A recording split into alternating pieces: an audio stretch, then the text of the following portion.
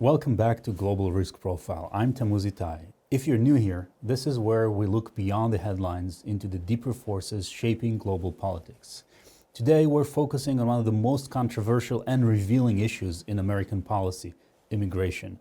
Specifically, President Trump's claim that he'll deport the millions who've entered the U.S. illegally under Biden. But how realistic is that? We'll explore the logistics of mass deportation, why it likely won't happen as advertised, and what strategy might quietly replace it. Self-deportation. It's less visible, but potentially far more effective. Along the way, we'll dive into what the administration has done so far, what the numbers say about public opinion, and how both parties have long used legal tools, old and new, to reshape immigration enforcement.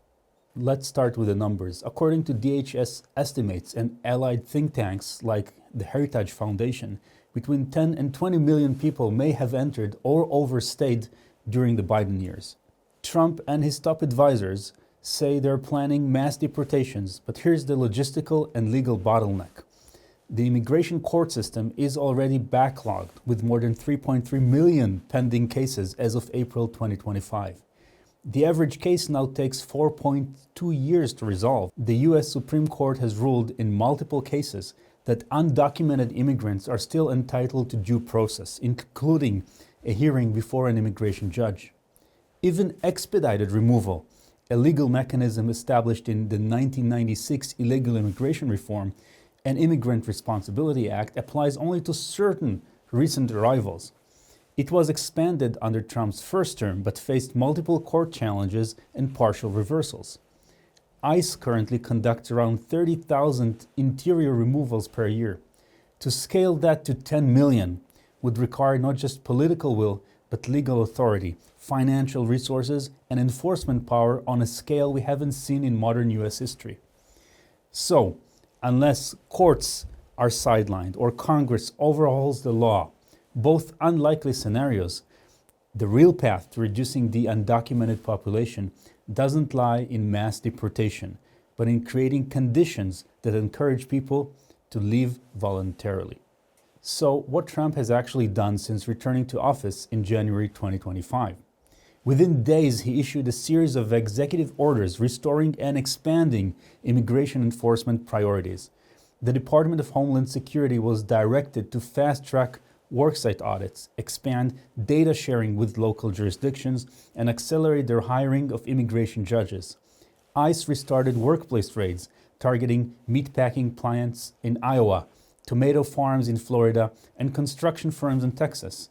Between January and April, DHS conducted over 2,500 employer inspections, a 240% increase compared to the same period the year before. The administration also reinstated the 287G program in 32 new counties, allowing local police to act as de facto immigration officers. States like Texas and Florida received additional federal grants for enforcement collaboration. Meanwhile, asylum eligibility rules were tightened, making it harder for migrants to claim protection based on gang violence or persecution from non-state actors. And a proposed rule change would deny work permits to asylum seekers until their cases reach final adjudication, a process that could take years. The message is clear. The administration is building pressure from multiple directions, economic, legal, logistical, to drive what comes next. Enter self-deportation. The concept gained national attention in 2012 when Mitt Romney used the term and was widely mocked. But behind the ridicule lies a real policy approach that's been a staple of conservative strategy for decades. Self-deportation means using indirect pressure to convince undocumented immigrants to leave voluntarily, not through roundups or raids, but through systems that make daily life difficult and legally risky. Core tools include mandatory nationwide e-verify, denying undocumented workers access to legal employment, expansion of 287G, enabling local law enforcement to identify and detain undocumented individuals, landlord liability laws, punishing those who rent to people without legal status, public benefits restrictions, cutting access to schools, medical care, and social services.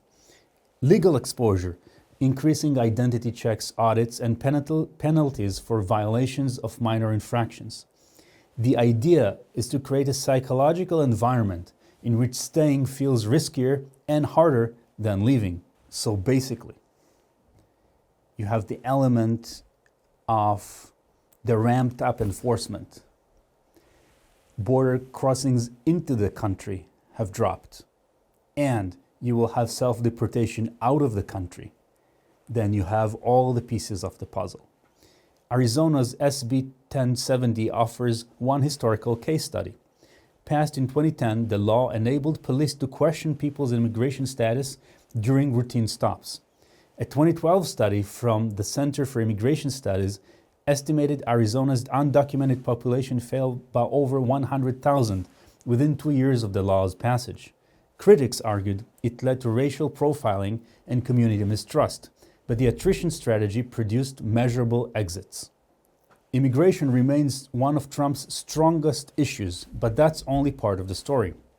In January 2025, just after Trump took office, 54% of Americans said they were confident in his ability to make good decisions about immigration policy. That rose to 59% by February, but by April, confidence dropped to 48%, according to Pew. The breakdown is deeply partisan. Among Republicans and Republican-leaning independents, 84% express confidence in Trump's immigration approach. Among Democrats, just 10% do. Even among Trump's voters, support declined slightly from 94% in February to 88% in April. Interestingly, immigration is both the most cited positive and negative policy associated with Trump. Roughly 20% of Americans say it's what they like most, but 11% say it's what they dislike most. 7% explicitly praised deportation policy, another 5% cited border enforcement. Critics focus on speed, fear, and lack of transparency. Non-voters and independents in particular are sensitive to overreach. Among non-voters, Trump's approval on immigration dropped by 13 points over the same 100-day period. This makes self-deportation a strategic feat. It allows for aggressive deterrence without triggering the same kind of backlash that visible raids or high-profile removals would provoke. To power this strategy, the Trump team isn't relying only on immigration statutes. It's reactivating lesser-used legal frameworks and reinterpreting others. The Alien Enemies Act of 1798 allows the president to detain or deport citizens of hostile nations during wartime. Trump's aligned legal scholars have floated using it against migrants from countries deemed security threats, like Venezuela or Iran. There is also the Insurrection Act, which permits deployment of military forces domestically under certain conditions. In theory, it could be used to enforce immigration law in states that resist federal action. This type of legal creativity isn't unique to Trump. The Biden DOJ invoked a Reconstruction-era KKK Act to charge January 6 participants with conspiracy to violate civil rights. The Obama EPA used the Clean Air Act, written in 1972, to implement sweeping climate regulations. What we are seeing is a bipartisan trend. Presidents using dormant or vague laws to achieve controversial goals without new legislation. Trump's immigration team is continuing and accelerating that trend. So what are the risks? First, civil liberties. A 2020 DHS whistleblower memo warned that broad-based enforcement tactics, especially when relying on surveillance and local police cooperation, risk violating constitutional protections. Fourth Amendment concerns about searches and seizures loom large. Second, economic disruption. The U.S. agricultural sector depends heavily on undocumented labor. According to the American Farm Bureau Federation, more than half of all crop workers in the U.S. lack legal status. This is something that will have to be addressed by the administration. Construction, hospitality, and elder care are also deeply affected. Third, humanitarian consequences. Roughly 4.4 million U.S. citizen children have at least one undocumented parent. Self-deportation may mean families fracture, not by government action, but through coerced separation, or The parents who are undocumented will decide to take with them their children who are US citizens. And undocumented individuals who remain often avoid hospitals, schools, or police protection out of fear. Fourth, international backlash. If the US ramps up removals or detention, countries like Mexico, Guatemala, and El Salvador could face destabilizing influxes. That, in turn, could spark new migration waves, defeating the intended deterrent effect. Finally, legal challenges. A coordinated legal pushback from civil rights groups and blue state attorneys general is almost guaranteed if enforcement exceeds established bounds.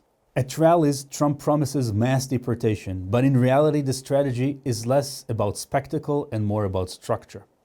Self-deportation isn't new, but it's being refined and redeployed in a comprehensive way. Legal tools, administrative tweaks, public messaging, and bureaucratic pressure. The goal is to shift the incentive structure at every level. One could say a similar approach is happening with tariffs. In addition, it has to be said that without the raids and the noise, the pressure for self-deportation would not exist. So to achieve the goal, you kind of need both. You need the noise and the raids and the maximum pressure to actually change the incentive structure and get a lot more people to self-deport. Again, exactly the same as the tariff strategy. Whether you support it or not, this approach represents a calculated attempt to move from symbolic enforcement to systemic deterrence. The slogans may get the cheers, but the real impact is quieter, more sustained, and potentially more transformational. Thanks for listening. If this gave you something to think about, subscribe, share, and join the conversation. Until next time, stay informed and stay thoughtful.